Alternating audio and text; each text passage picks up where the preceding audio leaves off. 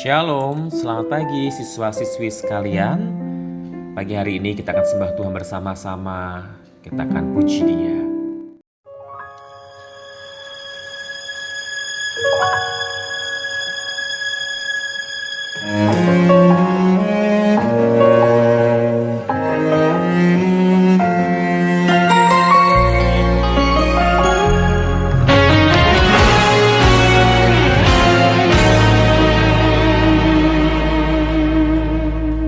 Semusim berlalu, namun kau selalu peliharaku.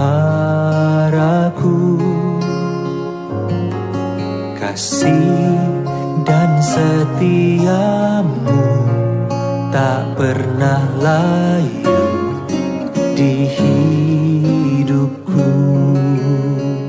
Lebih luas dari samudra, kebaikanmu Bapa takkan habis di hidupku.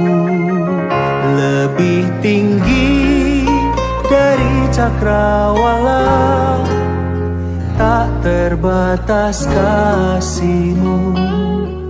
Sungguh ku bersyukur.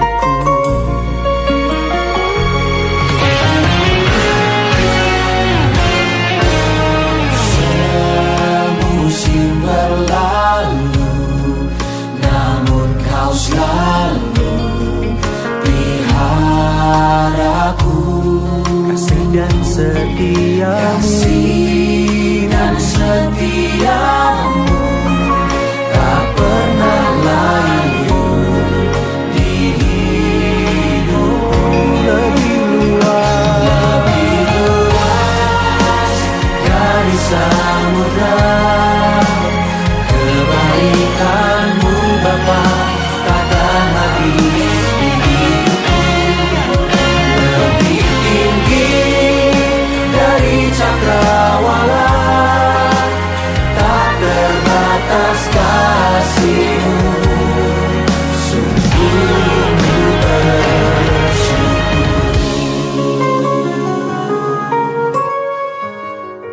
Sungguh kasih setia Tuhan tidak terbatas. Kuasa-Mu selalu ada dalam hidup kami. Oh, terima kasih Tuhan.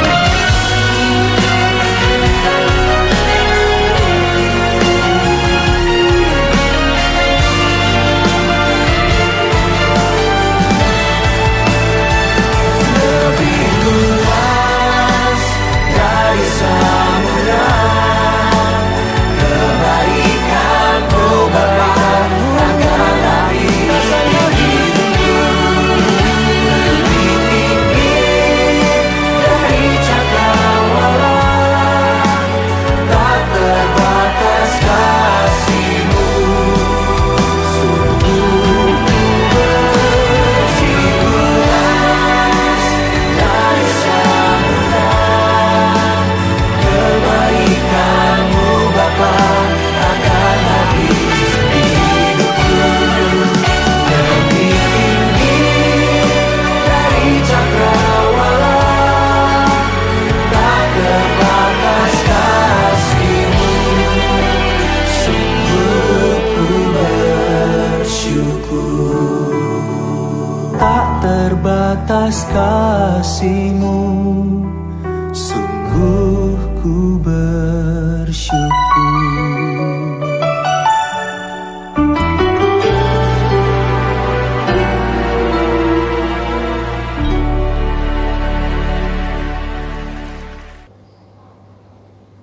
Sebelum kita mendengarkan firman hari ini, mari kita berdoa terlebih dahulu. Selamat pagi Tuhan Yesus, terima kasih pagi hari ini kami mau belajar kebenaran firman-Mu. Beri setiap kami hikmat, pengertian, pewahyuan yang daripada-Mu. Berbicara Engkau Tuhan atas kami pagi hari ini, buat kami menangkap isi hati-Mu pagi hari ini. Demi dan di dalam nama Tuhan Yesus kami bersyukur. Haleluya. Amin. Pagi hari ini kita akan belajar dari salah satu tokoh Alkitab, yaitu Daud.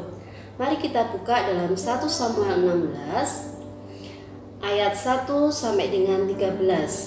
Judul perikopnya adalah Daud diurapi menjadi raja. Mari kita baca 1 Samuel 16 ayat 1 sampai dengan 13. Daud diurapi menjadi raja. Berfirmanlah Tuhan kepada Samuel, berapa lama lagi engkau berduka cita karena Saul? Bukankah ia telah kutolak sebagai raja atas Israel? Isilah tabung tandukmu dengan minyak dan pergilah. Aku mengutus engkau kepada Isai, orang Bethlehem itu, sebab di antara anak-anaknya telah kupilih seorang raja bagiku. Tetapi Samuel berkata, bagaimana mungkin aku pergi? Jika Saul mendengarnya, ia akan membunuh aku. Firman Tuhan, bawalah seekor lembu muda dan katakan, aku datang untuk mempersembahkan korban kepada Tuhan. Kemudian undanglah Isai ke upacara pengorbanan itu. Lalu aku akan memberitahukan kepadamu apa yang harus kau perbuat. Urapilah bagiku orang yang akan kusebut kepadamu. Samuel berbuat seperti yang difirmankan Tuhan, dan tibalah ia di kota Bethlehem. Para tua-tua di kota itu datang mendapatkannya dan dengan gemetar dan berkata, adakah kedatanganmu ini membawa selamat? Jawabnya, ya benar, aku datang untuk mempersembahkan korban kepada Tuhan. Kuduskanlah dirimu dan datanglah dengan daku ke upacara pengorbanan ini. Kemudian ia menguduskan Isai dan anak-anaknya yang laki-laki dan mengundang mereka ke upacara pengorbanan itu. Ketika mereka itu masuk dan Samuel melihat Eliab, lalu pikirnya, sungguh di hadapan Tuhan sekarang ini berdiri yang diurapinya. Tetapi berfirmanlah Tuhan kepada Samuel, janganlah pandang parasnya atau perawakannya yang tinggi, sebab aku telah menolaknya. Bukan yang dilihat manusia yang dilihat Allah. Manusia melihat apa yang di depan mata, tetapi Tuhan melihat hati. Lalu Isai memanggil Abinadab dan menyuruhnya lewat di depan Samuel. Tetapi Samuel berkata, orang ini pun tidak dipilih Tuhan. Kemudian Isai menyuruh Sama lewat, tetapi Samuel berkata, orang ini pun tidak dipilih Tuhan. Demikianlah Isai menyuruh ketujuh anaknya lewat di depan Samuel, tetapi Samuel berkata kepada Isai, semuanya ini tidak dipilih Tuhan. Lalu Samuel berkata kepada Isai, inikah anakmu semuanya? Jawabnya, masih tinggal yang bungsu, tetapi sedang mengembalakan kambing domba. Kata Samuel kepada Isai, suruhlah memanggil dia, sebab kita tidak akan duduk makan sebelum ia datang kemari. Kemudian disuruhnyalah menyebut dia. Ia kemerah-merahan, matanya indah dan parasnya elok. Lalu Tuhan berfirman, bangkitlah, urapilah dia, sebab inilah dia. Samuel mengambil tabung tanduk dan yang berisi minyak itu dan mengurapi Daud di tengah-tengah saudara-saudaranya. Sejak hari itu dan seterusnya berkuasalah roh Tuhan atas Daud. Lalu berangkatlah Samuel menuju Rama. Dari petikan kisah mengenai Daud, bagaimana Daud dipilih menjadi seorang raja, tentunya menjadi seorang raja bukan hal yang mudah. Harus melewati beberapa proses, harus melewati beberapa kandidat. Misalnya di Indonesia saja, ketika ada pemilihan seorang presiden, begitu syarat yang harus dipenuhi seseorang untuk menjadi seorang presiden. Misalnya, syarat-syaratnya adalah bertakwa kepada Tuhan Yang Maha Esa. Yang kedua adalah warga negara Indonesia sejak kelahirannya dan tidak pernah menerima kewarganegaraan lain karena kehendaknya sendiri. Tidak pernah mengkhianati negara serta tidak pernah melakukan tindak pidana korupsi dan tindak pidana berat lainnya. Mampu secara rohani dan jasmani untuk melaksanakan tugas dan kewajibannya sebagai presiden dan wakil presiden. Bertempat tinggal di wilayah Negara Kesatuan Republik Indonesia. Serta ada banyak syarat-syarat lainnya yang terdapat sesuai dengan undang-undang. Karena apa? Seorang presiden itu adalah kepala negara dan kepala pemerintahan, yang artinya bahwa seorang presiden itu mewakili bangsa itu, misalnya Presiden Indonesia, artinya mewakili bangsa Indonesia di depan mata dunia. Juga sebagai seorang kepala pemerintahan, artinya seorang presiden itu adalah seseorang yang memimpin suatu bangsa. Tentunya kalau kita melihat kisah tentang Daud yang dipilih Tuhan, Daud harus melewati beberapa kandidat. Ada 7 saudara Daud yang ditampilkan untuk menjadi seorang raja bagi bangsa Israel. Tetapi tentunya kalau kita baca dari kisahnya Samuel, beberapa kandidat yang diajukan oleh ayahnya yaitu Isai, kandidat tersebut memiliki peluang yang besar untuk menjadi seorang raja. Misalnya tinggi perawakannya, elok parasnya, itu tentunya di mata banyak orang seorang yang menarik untuk menjadi seorang pemimpin atau seorang raja bagi suatu bangsa yang besar yaitu bangsa Israel. Tetapi justru penilaian yang dilihat Tuhan itu berbeda. Tuhan menilai tidak apa yang terlihat dari mata, tapi Tuhan melihat sampai kedalaman hati. Miss punya cerita, ada seseorang yang dipandang tidak layak atau tidak qualified dalam bidang sepak bola. Tetapi Tuhan punya cara yang berbeda untuk membuat seorang ini menjadi orang yang sangat penting, orang yang sangat berpengaruh dalam persepak bolaan. Miss akan bacakan sebuah cerita. Sepak bola adalah kegiatan yang paling disukainya sejak kecil. Ayahnya sangat terpukau dengan pengetahuannya tentang sepak bola. Untuk mengikuti jejak sang ayah, saat remaja pemuda yang lahir 26 Januari 1963 ini masuk ke tim sepak bola yang dilatih oleh ayahnya. Namun nasib tidak berpihak kepadanya. Setelah melewati berbagai latihan dan kerja keras, ia dinyatakan tidak akan sanggup menjadi pemain sepak bola profesional. Kekuatan dan kecepatannya tidak memenuhi standar minimal pesepak bola profesional. Meskipun begitu, ia tetap ingin mengejar mimpinya sebagai pemain sepak bola, tetapi kali ini orang tuanya tidak mendukung. Sang ibu memintanya untuk kuliah di bidang ekonomi. Selang sehari ia menyatakan keluar dari kuliah dan tidak mau melanjutkan lagi. Ia tidak qualified menjadi pesepak bola. Ia juga tidak mau menjadi pakar ekonomi atau bidang lain yang tidak berhubungan dengan bola. Lalu bidang apa yang tepat baginya?